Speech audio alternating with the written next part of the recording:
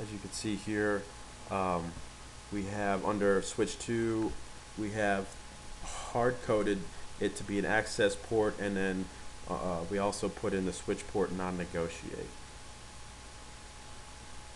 So if we go to switch 1, we can also tell here to show run interface FA013. You can see here that we have it hard-coded as a trunk port and set it for non-negotiate on that side as well.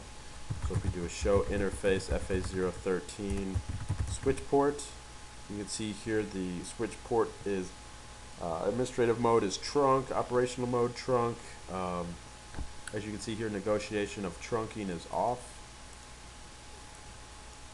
So that is really the only way to turn off dynamic trunking protocol is to make either the port an access port or a trunk port.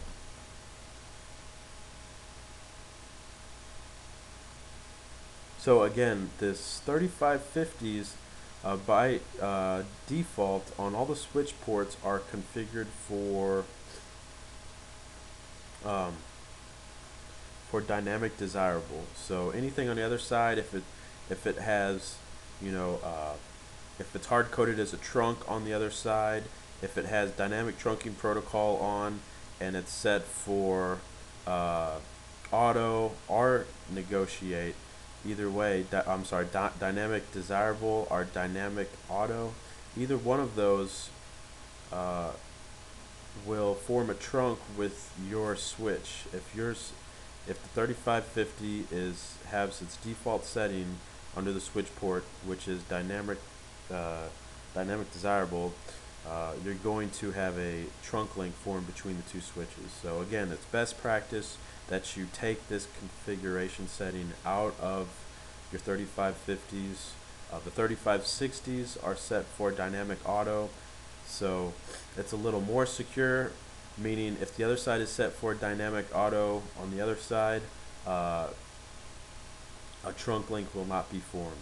But if it's set to negotiate on the other side, or if it's hard-coded to trunk, you're going to have a trunk formed. So it's best practice on either, switch 3550, 3560 to, if you don't want trunk links to be formed,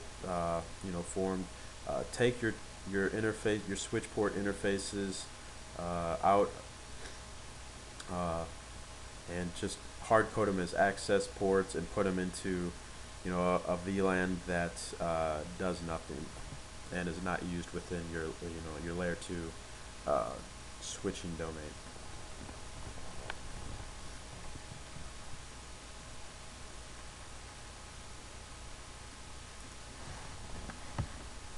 Again, the command you can use to check your dynamic trunking protocol information here is just do a show interface, then your interface name, and then switch port.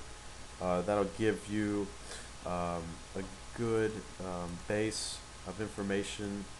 As you can see here, it says static access, so I know it's an access port, and we know if it's statically set for access or trunk, then we know that the negotiation of trunking we can turn off by doing the switch port no negotiate command under the switch interface.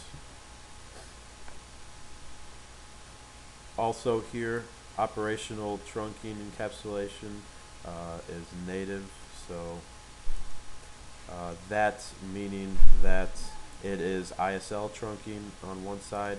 The other side is set for IEEE, which is .1Q.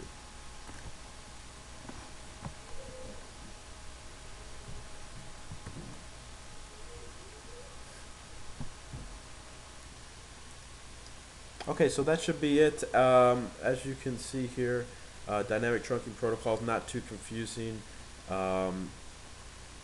So